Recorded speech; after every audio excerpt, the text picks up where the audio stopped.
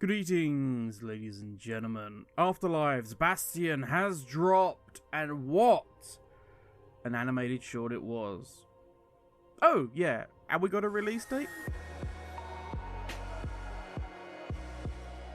Yes, you heard correctly, ladies and gentlemen. We have a release date, the 27th of October, 2020. Now, let's obviously get the giant elephant in the room out of the way first. Class design. We've just had the Ellie Shaman get a complete reversal on the rework it had. We've still got a number of classes that need a lot of love. And no. I'm not talking numbers here. I'm talking about how abilities interact with one another. The flow of the class. Numbers can be tweaked. They can do that throughout the course of an expansion. But class balancing is much harder during an expansion. This is the only major concern I think I have with the release date. Compared to expansions of the past, my list of worries is actually pretty low, which is good.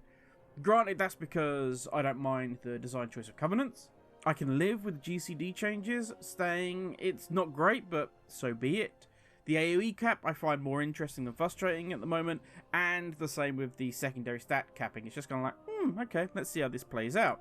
Those things can again be tweaked as the expansion unfolds. I have no doubt we should talk more about release date as it gets nearer, but for now, I will just say, I don't think there was a date Blizzard could have picked, to be honest, where they could please everyone. You have those that are still stuck playing 8.3, and we desperately wanting something new, not really wanting to spend 12 months dealing with corruption. And then on the other side, you've got those that have beta that are saying, take your time, don't rush, wait until next year if you have to. Because to them, the wait isn't that bad. All the while, sub numbers, I would guess, are dropping. I can't imagine what the drop would be like if they waited until after Christmas for launch. We've got a new Call of Duty coming. We've got Assassin's Creed Valhalla, Star Wars Squadrons, and the beast that is Cyberpunk 2077. All coming before then. No matter how you cut it, someone was going to be moaning. So as someone without beta, I will be selfish to say I am pleased of it coming sooner rather than later. I just hope Blizzard can really nail everything and get everything ready before then. It would be a shame to do all this great work in the alpha and in the beta, only to rush it at the very end and once again in an expansion to be forced to play catch up all the way through. But that's enough of release date. As I say, I'm sure we'll talk more about that before the 27th. But now, onto Papa Smurf, Uther the Lightbringer. Now I will say, it was a brave move putting Uther and Arthas front and centre for this one. Do it wrong, and it's a massive misstep before the expansion is even launched. You only need to look back at Warbringers and the burning of a certain tree. It made little sense. They wanted the event and forced the characters to make it happen. I have no issue with the event itself, but it could have been done in a far more better way. To make it look like that there was a plan. For example, have Sylvanas and Saurfang at the shore exactly as they were. She can even talk to that elf, and the elf saying, oh, but we always have hope. And then Sylvanas just smiles. What Saurfang and the other Horde members don't know is that Nathanos and the Dark Rangers have infiltrated the city, and in the confusion, they have orders to burn the tree, leaving none alive. Because at this point, more death, more to feed the jailer. And in that way, it could have worked for Blizzard better, having the Horde not actually burnt the tree, just, oh my god, in the confusion, the tree had burnt down. And so, therefore, we could play happy families later on with the Alliance. Now, one of the worst sins Blizzard could have committed with Arthas and Uther was having remember berries or nostalgia. And I'm very pleased to say, for me at least, they did neither. It was, simply put, outstanding. We open on Uther on his knees, breathing heavily, having lost to Arthas and awaiting his fate. Arthur steps up, drawing Frostmourne, and we get to see the ruins along that famous blade. We fade to black, and a scene that reminds me of the end of The Sopranos, actually, when if you remember when Tony sat in the restaurant and the screen just goes black, and kind of we see the very end of Tony Soprano through his eyes. And then next we see Uther. He's been recruited into the ranks of the Smurfs. Well, he's on the first steps to becoming one at least. And this is where we meet Devos, a Paragon of Bastion. Now I will say I'm not going to talk about the story of Shadowlands and how this animated short fits into that, so worry not, there will be 100% no spoilers. We're just going to talk about what we've seen in this animated short. And Devos explains to Uther his life of service has granted him a place with the Ascended. And I love how Uther seems so lost here. All he has to hold on to in this moment is the service. He knows Arthas is still at large, and he must stop him. He must focus all of his energy. He must get back. He serves the light, and he must stop Arthas. And Devos is calmly, like an adult talking to a child, just trying to explain to him, there's no darkness here. We locked all of that away. Don't worry. Everything's fine. And I'm not sure, I'm going to say this now, I'm not sure if I'm reading too much into this when Uther replies with the following. The darkness was sealed within the maw long ago. You're wrong. He destroyed my home, murdered my people and my king. He must be punished. Devos states the darkness is locked away, and he says, you are wrong. He killed my people. And I just wonder if there's some subtext there that we're actually talking about the jailer and that darkness rather than Arthas as an individual. Might be reading, as I say, reading way too much into that, but it's just an interesting little take. So we then move on to Uther and his training, seemingly unable to move on and let go of his need for justice or vengeance on Arthas. Side note, by the way, is that Tuvok from Star Trek's voice? It sounds really familiar. I can't remember the actor's name, but that sounds like crazy familiar. Anyway, I get sidetracked. Devos says she is finding Uther interesting, that he seems broken and questions if he should have come to Bastion at all. She is warned against speaking such thoughts aloud.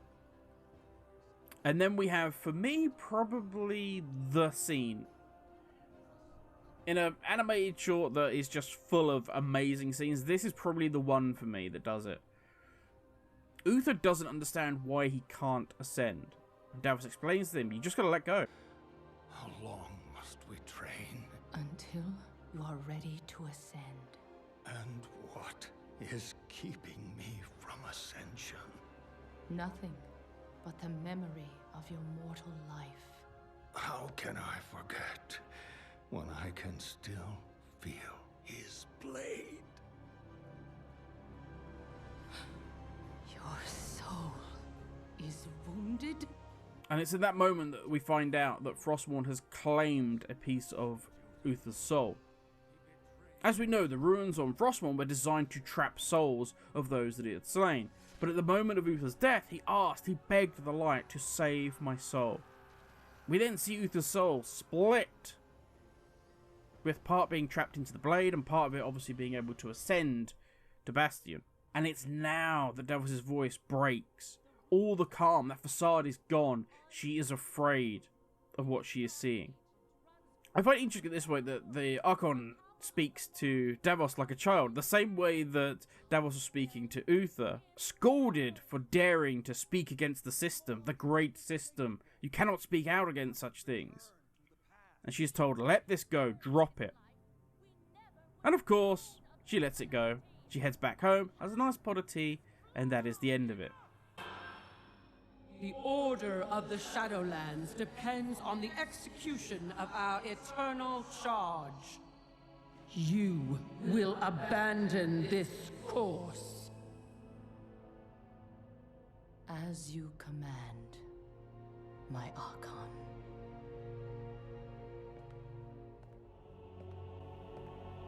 Or not. Uther! The time of your ascension has come. I thought I was not ready. Do you wish to see him punished? I do. Then prepare yourself.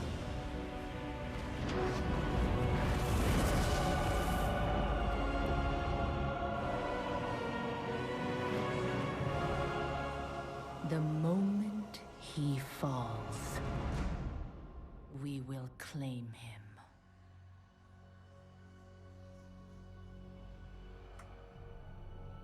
And I have to say at this point, the Arthas music still brings back chills every time I hear it. And this is just, it's interesting to see here how they blend the known with regards to obviously Arthas' leg at the top of ICC having been slain by the mighty heroes of Azeroth, with Devos and Uther coming to claim his soul. It's brilliantly done. Now I'm afraid it's to the moor with you, Arthas. At this point, I get the feeling that part of Uther's compassion, his heart, if you will, is missing. That may be what Frostmourne has taken from him. We see a glimpse of the Uther that we've known. Almost that he feels some weight for Arthas' actions. That this was his student. That even now, with everything Arthas has done, he can help him. He can save him. And I wonder if this maybe is a nod kind of to the Wizard of Oz. Bear with me here. But maybe if you look at it, we have 4 shorts coming out.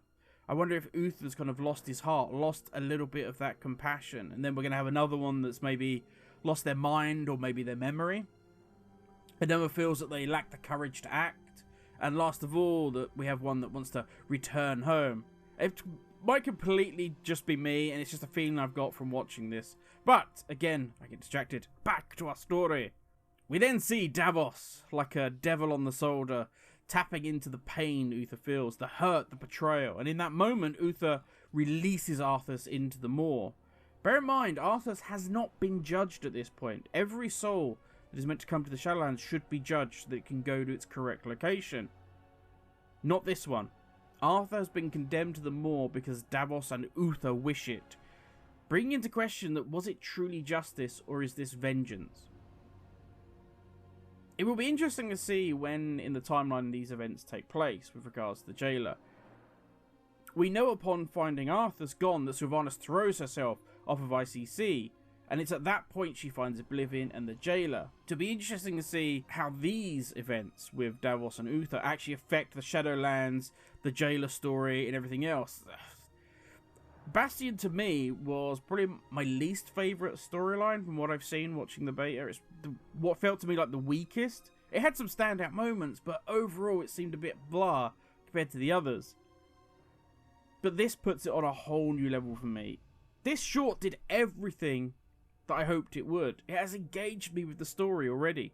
Made me want to explore this world more, to find out where the story of Uther and Devos goes. It respected the characters involved. Everything they did feels understandable. You might not agree with it, but you can understand their actions. If I wasn't excited for Shadowlands before, hell yeah, I certainly am now.